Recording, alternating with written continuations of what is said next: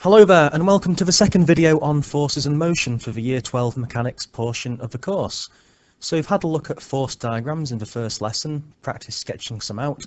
Now we're going to try and link the concept of a vector to mapping out forces and resultant motion. So what we'll do, as ever, is get started off with a couple of warm-up questions. Well, in fact, 4, not a couple, not 2, but 4. Here they are. So have a go at these first. Press pause now and try them individually. When you're ready to see the solutions, press play and I'll guide you through how to get the solutions. Okay, so without further ado, let's have a look and work through together question number 1. So for number 1, we need to find the magnitude of the following vectors. Well, the magnitude of any vector is the square root of the sum of the squares of its components. So in this case, for A, the magnitude will be the square root of the I component squared plus the square of the j component squared. So it's just really simple actually, simpler than what it sounds. We take the 3, square it, and add on what we get when we do the minus 7 squared.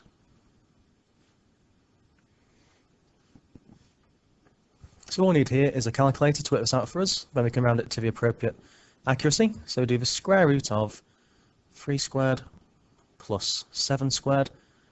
I don't need to worry about the negative here. Anything squared ends up being positive, as we should know. So we get root 58, which we can leave in exact form if we want. So I'll give both, in fact. So I'll leave it as root 58. And as well, I'll put it's equal to 3 significant figures. So if we press S arrow D, it's approximately 7.62 to 3 significant figures.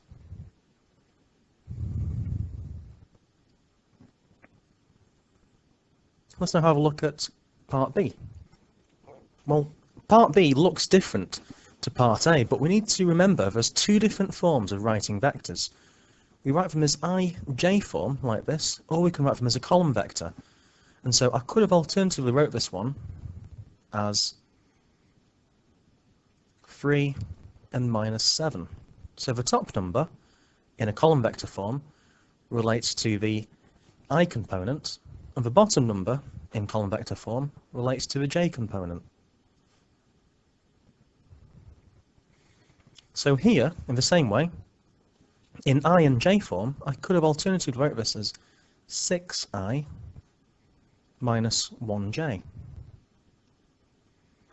But either way around, it's the same idea, we just square root the I and j components. So it's the square root of the square of 6 added to minus 1.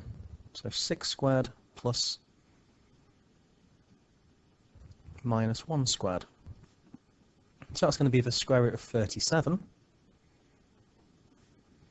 Or if you want to give that as a decimal, we can do. So we do the square root of 6 squared plus 1 squared. Then press S arrow D, and we get 6.08 to 3 significant figures.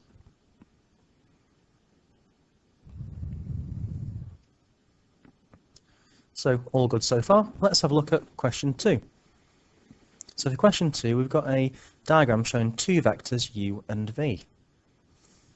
This one we could do either way around, okay, as long as the start of one vector begins at the end of the arrowhead of the other. So for example, if I just were to pick on v for a moment, so if I did v in a red colour, so this is my v here, I'll just get that a bit straighter because it's not quite accurate, there we go. So I could have thought of v as being starting from the end of the arrowhead of u. So as you can see, v goes 1 square to the right, 2 squares up. So I can picture v as being like that. And so u plus v will just be the net overall of where u starts plus how v adds on to it. So u plus v will be this vector here.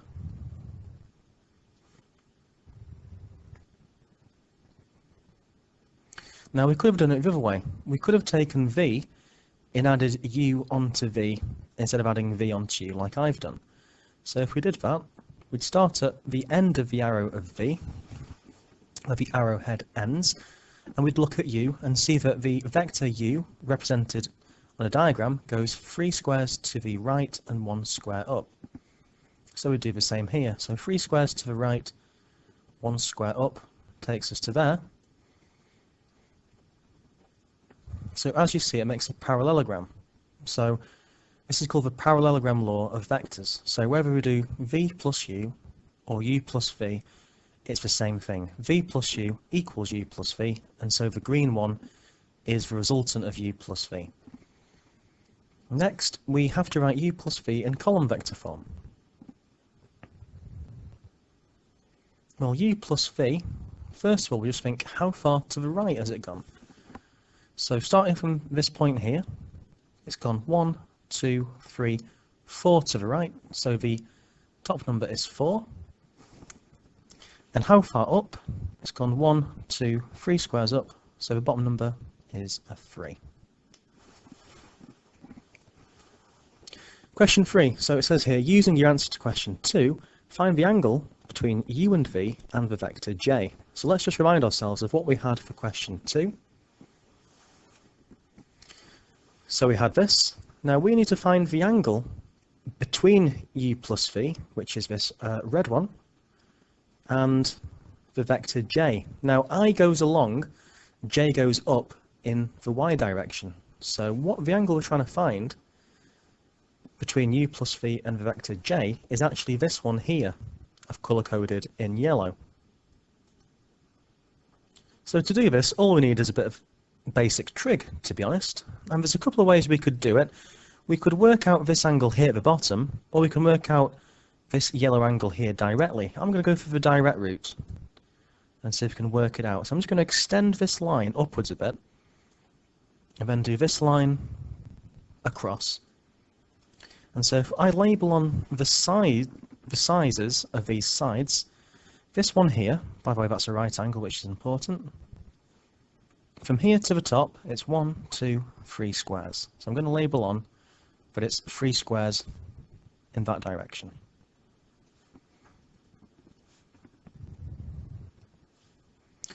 And now I'm going to label on how far it is going across. So it's 1, 2, 3, 4 squares across. So relative to this angle here, which I've colour-coded in yellow, the opposite side is 4, the adjacent is 3, the hypotenuse would be the magnitude of u plus v. And so the angle we need to find, because we know the opposite of 4 and adjacent, which is 3, we can do the tan function. Okay, so to find the angle, we do tan minus 1 of whatever the opposite divided by the adjacent is. So tan minus 1 of 4 divided by 3. So if we do that, what we're going to get is shift tan 4 over 3, close a bracket, press equals, we get 53.1 degrees to 3 significant figures.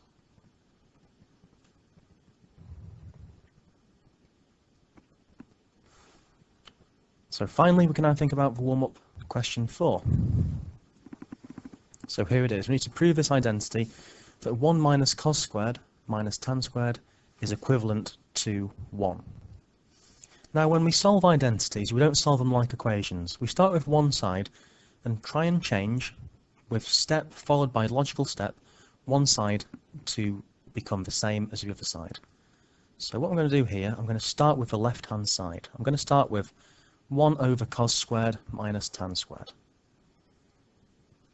So what I'm going to try to aim for with each successive step is to get closer and closer to it appearing that it is in fact 1.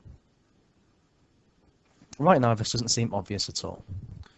Now what I'm going to do is I'm going to rewrite what tan is in terms of sine and cos. So we need to remember that tan is defined as the ratio of sine to cos. So I'm going to use this fact here and replace tan squared x with this all squared. So what we have is 1 minus cos squared x minus sine squared x over cos squared x. So that is what tan squared actually is. Tan squared is just sine squared over cos squared. But now if we notice here, we've actually got a common denominator of both these fractions of cos squared. So we can put all of the numerators over cos squared. So then we have 1 minus sine squared x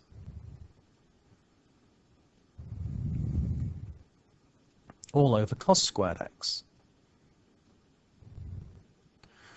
Now the next thing we need to recall is the identity that sine squared theta, or sine squared x, plus cos squared x is always the same as 1. And using that fact, we can actually replace 1 minus sine squared with what it is in terms of cos squared. If I were to subtract from both sides of here sine squared x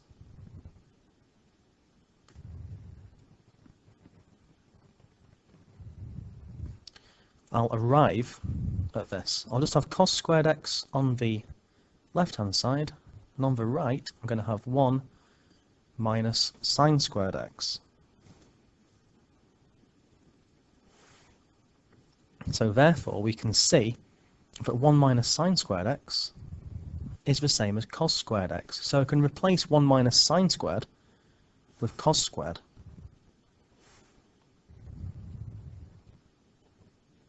So on the top I have cos squared x, and on the bottom I also have cos squared x. Now of course we remember, and we should know, that any quantity divided by its exact same self will always be equal to 1. 1 divided by 1 is 1, pi divided by pi is 1. Cos squared divided by cos squared equals 1. So what I'd always do is conclude by returning to the initial statement and say something like, therefore 1 over cos squared x minus tan squared x is indeed equivalent to 1. And that'll do us, and then we can make a start on considering the next bit of the lesson. So let's move on.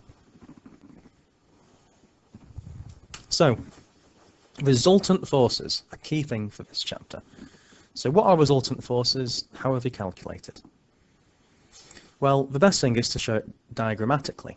So below in a moment, I'm going to show you two forces, F1 and F2, which are going to be represented by the vectors AI plus BJ for F1, and then CI plus DJ for F2. And A, B, C, and D are scalars. So scalars just means numbers, essentially. It just means just a number, nothing more, nothing less. So here's F1. So AI plus B lots of J. That means it's going A along and B up. Whereas F2, which I'm going to put in blue, because that's CI plus DJ, that means it's going C to the right and D up. So the resultant will be what I get if I were to add F1 to F2.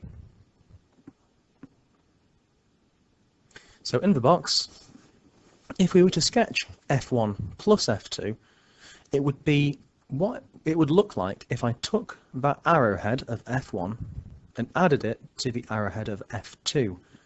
And we need to think of this in relation to the components A, B, C, and D. So what we'd actually have would be something like this.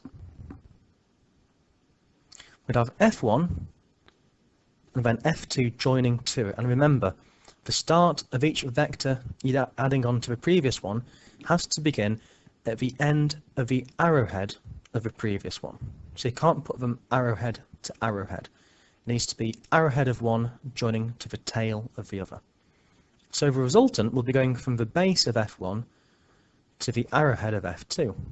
And if you consider this in terms of components A, B, C, and D, we have this. So going along, it would be A plus C which are shown here in different colours. And going up in total, it'd be the component of j of f1, which is b, added to the component of j for f2, which is d. So we have b plus d going up.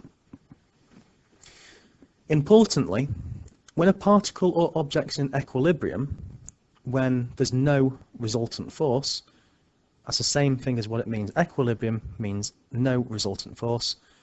The overall force is 0. Another way we can think of that is that it's got 0 component in the I direction and it's got 0 component in the vertical j direction as well. So the total of a force is 0 in any and all directions. So let's apply this idea to a couple of fairly quick questions. So let's have a look now at question 1. So it says here we've got different forces and they're all acting on an object which is in equilibrium. Find the values of A and B. So first of all, I'm just going to try and clarify what's going on here because it might seem a bit confusing. That's one force underlined in red. This force here is a second one, which I'll underline in a different colour. Let's make that a green force. Minus 3i plus 2j. That again is another force acting on the body. I'll colour code that, say, blue. And finally, ai plus bj, that's a fourth and final force acting on this object. So I'm going to make that into a purple colour. So there's 4 separate forces acting on the object, but importantly, it's in equilibrium. So what that means is the sum of all the I components will be 0, the sum of all the j components will be 0. So because it's in equilibrium, and in fact I'm going to highlight the fact it's in equilibrium for making a point of this next question, because it's in equilibrium, what we can therefore say is that the j components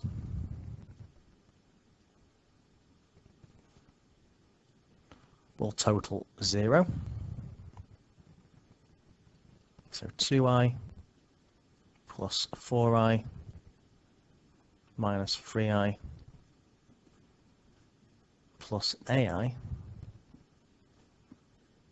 equals 0. And as well as that, the j components will also equal 0. And so 3j minus j, 2j, and this one here for bj will also add up to 0. So 3j minus j plus 2j plus bj equals 0. So this top row here, to do with the i's, we may as well do that first. Doesn't really matter which order we do it in, as long as we get it done. So here, 2 plus 4 is 6i, minus 3i, that gives us 3i. So 3i plus ai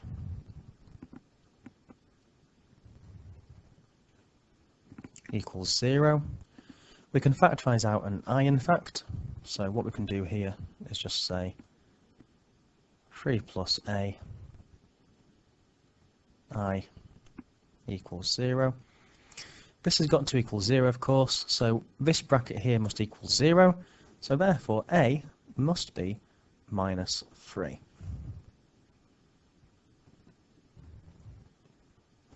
And it's the same process, essentially, for working out what b must be. So down here, we've got that 3j, I can't even read. 3j minus j is 2j, plus another 2j, that's 4j, plus these b lots of j, that must equal 0. So now I'm going to factorise out these coefficients of j, and we get 4 plus b lots of j equals 0. Therefore, because again this bracket needs to equal 0, we know that b must equal minus 4. So a is minus 3 and b is minus 4. Let's now have a look at another final example.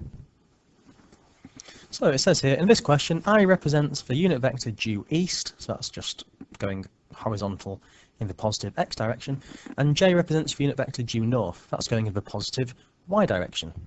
A particle begins at rest at the origin. It's then acted on by three forces: 2i plus j newtons, 3i minus 2j newtons, and minus I plus 4j newtons. So first off, it says find the resultant force in the form pi plus qj. So we can do this fairly straightforwardly. So the resultant is just going to be the sum of all the forces.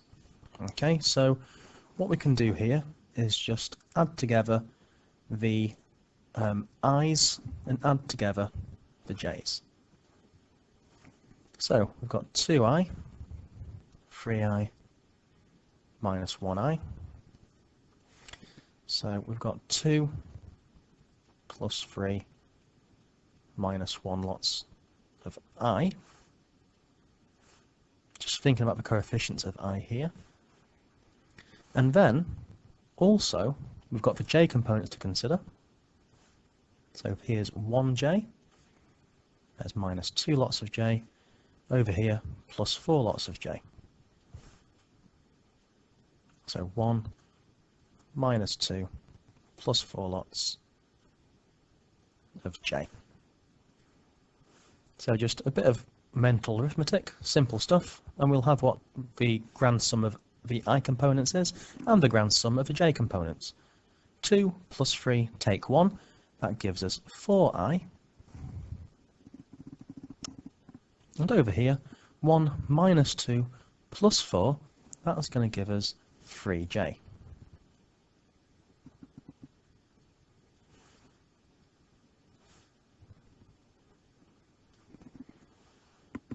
B, it then says work out the magnitude and the bearing of the resultant force. So for this stage, I'm just going to draw a simple force diagram. Okay, so we're starting at the origin. So going up is the j direction, and going in this direction is the I. So 4i plus 3j, that means it's 4 along and 3 up. And so what I'm going to do here is just sketch this in a red colour, because, well, why not red? Okay, so what we're going to have here is that's going to be 4 along, and over here it's going to be 3 high.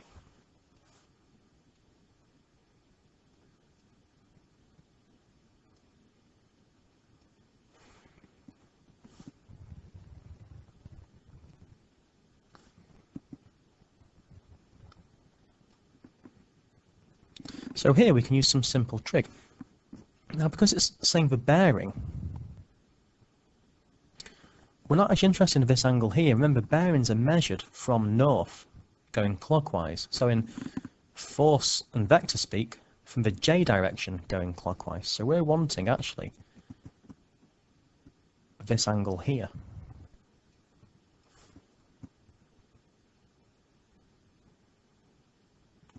So first of all, to work out the magnitude of the resultant, so the magnitude of the resultant for B is just the square root of the squares of the I and j components added together and then square rooted. So here is the square root of this 4 squared plus the 3 squared. This is a Pythagorean triple. It's a 3, 4, 5 triangle, so that gives you exactly a magnitude of 5 newtons. And the bearing,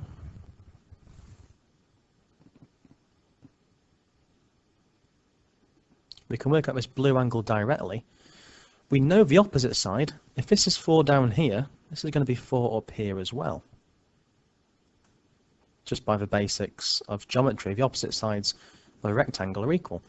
So that's 4, which is the opposite side to this blue bearing angle, and the adjacent side is 3. So we just need to do tan minus 1, like we did in the warm-up in fact, of 4 over 3. So if we do that and bearingify it, we've got 53 there, but remember, bearings should be 3 digits, and if they're less than 3 digits, they should start with 0. So this bearing, I'm going to call it 053.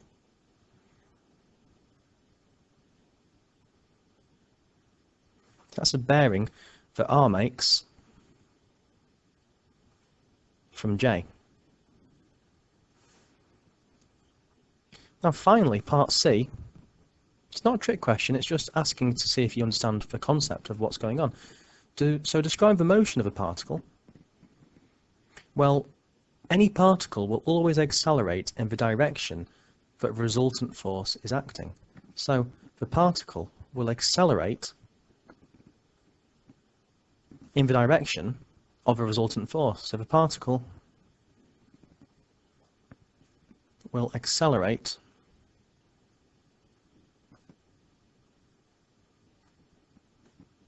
on a bearing of 053. So the direction of the acceleration will be the same as the bearing of the resultant force. And that's all we need to consider. We don't know the mass of a particle, so we can't work out the exact magnitude of acceleration. All we can do here is describe the direction of the acceleration and say that in context of this particle. So the particle will get quicker, it'll speed up in the same direction as the resultant force. So that's all from me. It's now over to you to try some of these on your own. So if you turn to page 161 of the Stats Mechanics book for year 12 and try all the questions with an E for exam type question or P for problem solving. Those questions are like the gold standard. If you can do well on those, you've got it cracked. If not, you need a bit more work on them. Either way is good. Either way you slice it, just do more practice. You can't go wrong with doing more maths. So as you know, by now, if you're struggling, let me know in class. If I'm not around, for example, if you're ill or isolating for whatever reason, send me an email. If I don't pick up on an email, drop me another one as a polite, hopefully polite reminder. And you can even leave a comment in the comment section of the videos on Microsoft Stream or YouTube. I do not mind either way, but please be in touch if you need. I'll leave it there for now. Try the questions, take care, and I'll see you all soon. Thank you very much.